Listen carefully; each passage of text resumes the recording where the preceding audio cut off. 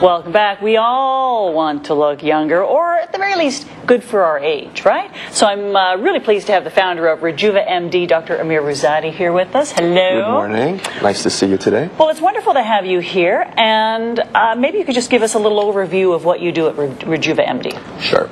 At our clinic, we focus on minimally non-invasive cosmetic procedures, essentially things that you can do during your lunch hour and look fresher and more rejuvenated afterwards. I love that. So these include treatments like Botox. Most people are familiar with Botox to soften lines and wrinkles in the forehead and around the eyes. Fillers to plump up folds in the nasolabial areas, in the cheeks. And Latisse, which is a great product to naturally grow your own eyelashes. That's fascinating. We're going to talk about all of those things in a minute. I'm curious why you've got a pile of cosmetics here. That kind of looks like my bathroom medicine cabinet. Yeah, you know, during the current economic times, the topic of value is always big. So when clients come to my office and we talk about pricing and cost of specific procedures, we sometimes allude to the fact that women spend on average about $600 a year on makeup. And we don't realize that at the time, because it's only maybe $40 here, $100 there. Oh, I'll just grab a new lipstick. Absolutely, yeah. But it adds up. It adds up, exactly.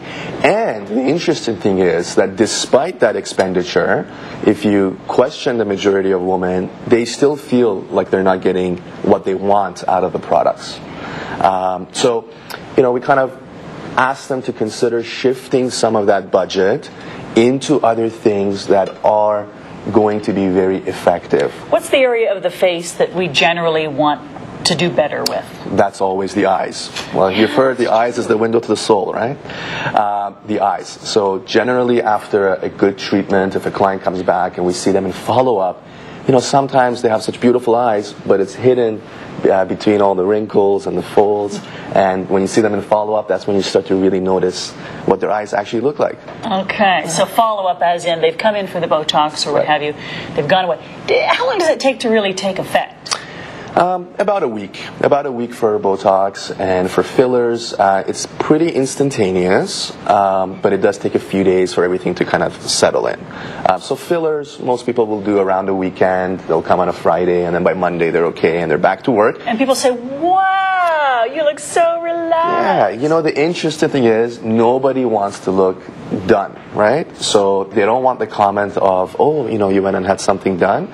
But they love hearing that you must have had a good weekend. In fact, just yesterday, a client came to my clinic, and she's a hairstylist, and she was saying that she had some procedures done a couple of weeks ago, and when she came back to the salon on the Monday after the weekend, everybody told her, you must have had a really good time at the cottage, because you look great. So that's a lot of the feedback that we get. Well, we all know people, we can think of a few, I'm sure, who it's obvious they've had something done. And is that the sign of a bad practitioner? You know, it could be a variety of factors. The anatomy of the client is important. So sometimes a client comes to me and let's say they want Botox. I can tell by the anatomy of their forehead that they're going to have a more exaggerated result. Really? Maybe the eyebrows will go too high. So I tell them about that. I say, you know, look, the treatments in general, for most people, have a very natural result. But in your case, your forehead anatomy is in a way that if we do the typical treatment, you might get that kind of done, exaggerated look that we don't like. Now, in general, that can be adjustable or adjusted if somebody gets that look, if they come back for follow-up. But there are some clients whom, you know, we say this is not a good option for you. Thank God for you being honest with people. It's obvious that not all practitioners are like that. Okay. So definitely we want to focus on the eyes. You mentioned the Botox. Tell me a little bit more about this Latisse. Well, Latisse is a great product. It basically came about from a medication drop that was used inside the eye for people that have a condition called glaucoma, high blood pressure in the eye. And it was found that people that use this drop were coming back to their doctors with longer and thicker and more dense eyelashes. That's crazy that something for a medical problem would have that kind of result. Right. That happens all the time. Yes, isn't it? absolutely. And from there, studies Wow. were done. Is that, you have is that some for of the, real? yes, yeah.